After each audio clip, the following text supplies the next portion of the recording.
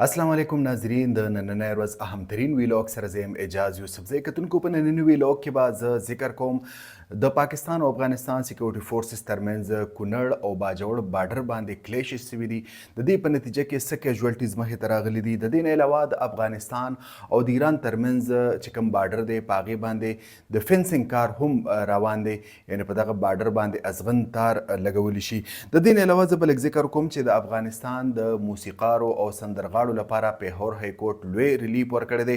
د دې نه علاوه علیما خان رانا ثناء الله ته موتوړ جواب یعنې خلمات جواب ورکړی دی. په دې به هم زه خبرې کوم. د دې نه علاوه د شیر افضل مروت او سلمان اکرم راجا ترمنځ د تحریک انصاف د ننه چې کوم اختلافات دي په دې به هم ذکر کوم. د دې نه علاوه ډونالډ ټرمپ ته هش منی کیس کې هم عدالت ریلیف ورکړی دی. په دې به هم زه رڼا اچوم. د دې نه علاوه د روس صدر ولادیمیر پوټن د ډونالډ ټرمپ سره د مذاکراتو خواهش اظهار کړی دی او د دې به څه نتیجې مخې ته راځي په دې به هم زه تاسو ته خپل نظر وړاندې کوم. د ټولو نه اول به زه ذکر کوم د پاکستان او افغانستان د سکیورټي فورسز ترمنځ کونړ او باجوړ بارډر چې کوم دی په هغې باندې فایرنګ شوی دی، د درنې او د سپکې وسلې استعمال شوی دی.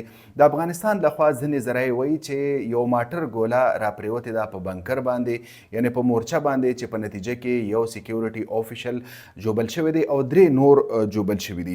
کتونکو دا ډیولپمنټس تیرو څو ورځو کې ډیر زیات په تیزه مخې ته راغلي دي، خو دا واقعه چې کوم وه دا پرون مخې ته راغلي ده او داسې ویل کېږي چې اوس هم اگر چې په دغه ځای کې لږ قلارې دی خو د دواړو طرف چې کوم سکیورټي فورسز دی یو بل ته ریډي ولاړ دي.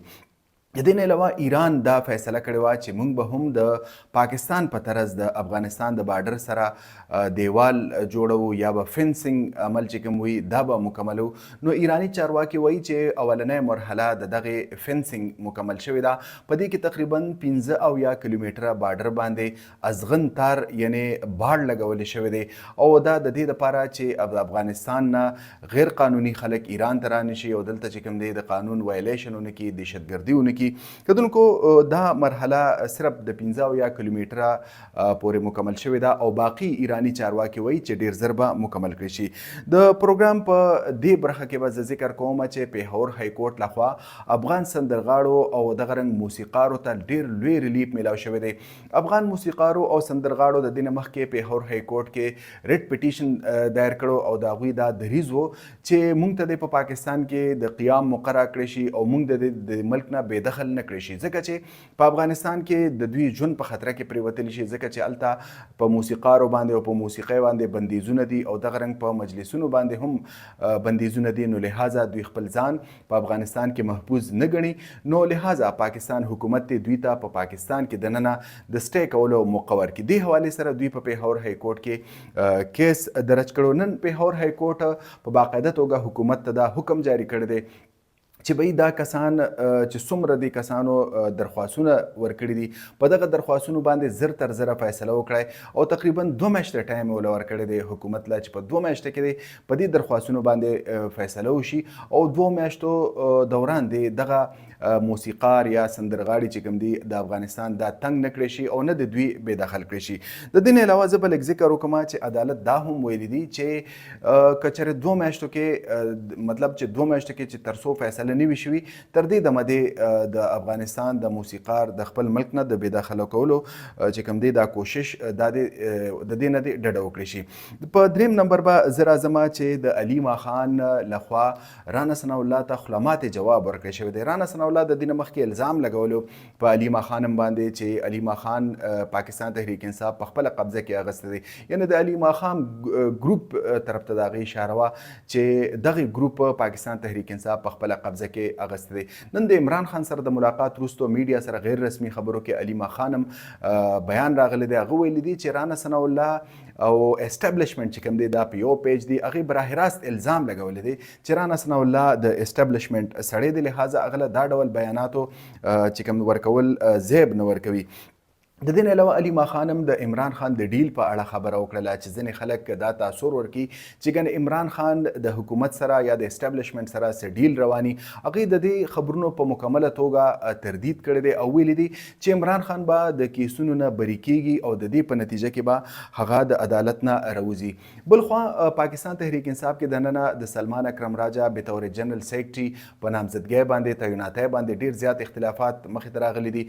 شیر افضل مروت په دې کې مخکې دی او هغه دا وایي چې په سلمان اکرم راجا چې کومه تعیناتي ده د پاکستان تحریک انصاف د جنرال سیکرټري په توګه باندې دا په دې کې د پارټۍ د آیین خلاف ورزي شوې ده. که یو پارټي په خپل آیین باندې عمل درآمد نشي کولی نو هغه به د پاکستان په آیین باندې څه عمل درآمد وکړي. په دې اړه هم د علي خان بیان مخې ته راغلی دی. دا بیان د عمران خان د ملاقات وروستو مخې ته راغلی دی.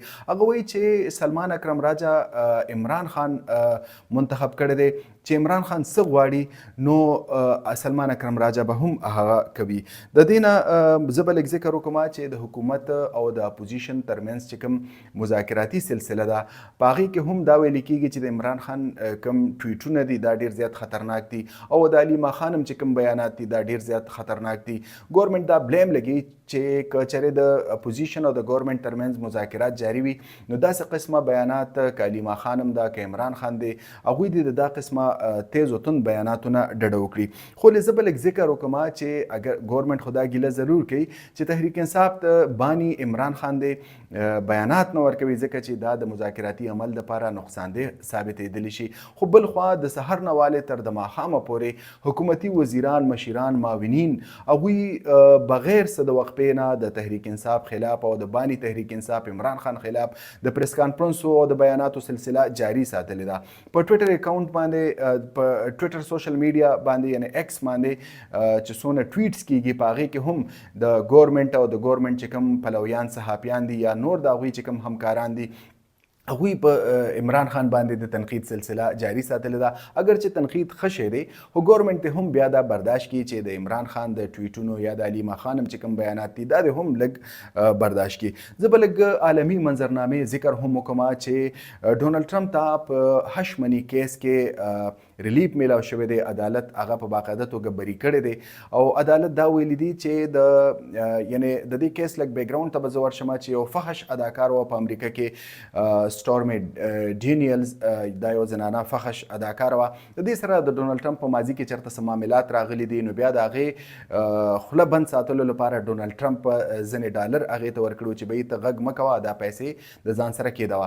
دغې اداکارې په ډونالډ ټرمپ باندې دا کیس ولګوه چې به ما ته ډونالډ ټرمپ د خولې بندولو یعنی د خبرو نه کولو لپاره دامره پیسې راکړوي.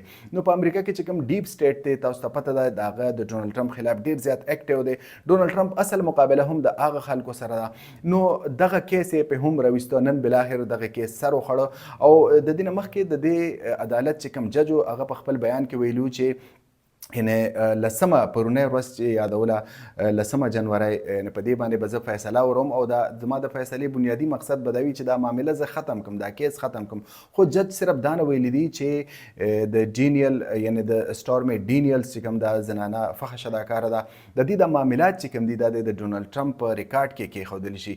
د دې نه علاوه د هغه صدارت ته یا د هغه په شلم تاریخ چې کوم خلب بردارۍ دستور ده دې ته هیڅ قسمه نقصان نه دی رسېدلی. که نقصان رسېدلی دی یا یره ترخه خوره ده پریشانی خوره ده نو هغه په پاکستان کې خوره ده. اگر چې معامله د امریکې ده د امریکې صدر دی د امریکې اداکاره ده د امریکې عدالتونه دي بیا ولې په پاکستان کې خلک دامره خفه دي. زه به لږ ذکر وکړم چې پرون بل ورځ حکومتي حمایتي صحافي عمر چیما دا بیان ورکړو چې ډونالډ ټرمپ په باقاعده توګه په دې کیس کې نښتی دی او یقینا چې دی به مخکې لاړ نه شي او د دې د ناهیله کېدلی هم شي او دا به د د صدارت لپاره ډېر غټ ډنټ وي چې د صدارتي چوکۍ ته ونه رسي.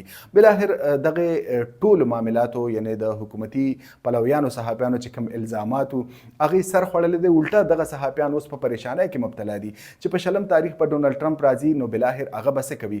معامله د امریکې ده څنګه چې ما ذکر وکړو عدالت د امریکې دی دغه اداکاره د امریکې ده نو بیا ولې په پاکستان کې دا خلک دامره پریشانه دي د ډونالډ ټرمپ تر راتګ نه. د دې سوال جواب به یقینا چې عوام په خپله ورکوي. تاسو ډېر ښه پوهېږئ زه به ولس ته دا خواست وکړم چې تاسو په دې معامله باندې ډېر ښه پوهېږئ چې د ډونالډ ټرمپ نه د راتګ نه بطور صدر د هغه اقتدار ته راتلل پاکستان لپاره څه معنی لري او دا خلک ولې پریشانه دي په پاکستان کې. په آخر کې به زه لږ ذکر وکړم چې په یورپ کې چې څنګه ما په تیر ویلاګس کې ذکر کړو چې د جنګونو تیارې خورې دي څه وخت هم جنګ نښتلی کېدلی شي. دا جنګي معامله بایډن انتظامیه د امریکې چې کوم ډیپ سټیټ دا د دې لپاره جوړوله چې یوکرین کې داسې یو فل فلج جګړه ونښلي چې ډونالډ ټرمپ په 4 کاله کې د دې معاملې نه راونځي. نو په دې معامله باندې نه صرف ډونالډ ټرمپ بلکې ولادیمیر پوټین کوم چې د روس صدر دی هغه د ډیر زیات دانشمندۍ نه کار اخیستی دی. ولادیمیر پوټین نن یو بیان ورکړی دی چې زه په هر صورت کې د ډونالډ ټرمپ سره او دغه رنګ د نورو عالمي مشرانو سره د یوکرین په معامله باندې خبرو اترو ته تیار یم او د دې لپاره د هغه هیڅ پیشګي شرایط نشته دی. یقینا دا یو ډیر لوی بیان دی. ډونالډ ټرمپ هم دا غواړي چې د یوکرین مسله ختم کړي ځکه چې الټیمیټلی د دې بوج په امریکا باندې دی. امریکا روز کله $10 جاری کړي د یوکرین لپاره، کله $10 جاری کړي، کله وسلې لپاره چې کوم دی هغوی پیسې جاری کړي. د دې نه علاوه په عالمي سطح باندې د یوکرین لپاره چې کوم کمپین کیږي د هغې په مد کې هم د امریکې ډېره غټه پیسه ضایع کیږي. نو ډونالډ ټرمپ دا خیال دی چې دا ټولې پیسې موږ په امریکا کې پاتې کړو. د دې لپاره بهترین حل دا دی چې د یوکرین جګړه ختم شي. که د یوکرین جګړه ختمیږي نو الټیمیټلی د دې وکټري به د روسي، ځکه چې مغرب څونه نیټو ده او څومره چې مغربي نور طاقتونه دي که امریکا ده یعنې په نیټو کې شامل څونه هیوادونه دي هغوی دا غوښتل چې دا معامله په یو جنګ باندې تمام شي. خو که دا معامله صلح طرف ته ځي، روغې طرف ته ځي، نو الټیمیټلی دا به د روس جیت وي، ګټه وي. کتونکو دا د نننۍ ورځ اهمترین ویلاګ. راتلونکي ویلاګ پورې اجاز یوسفزۍ ته اجازت ورکړئ. د الله په امان.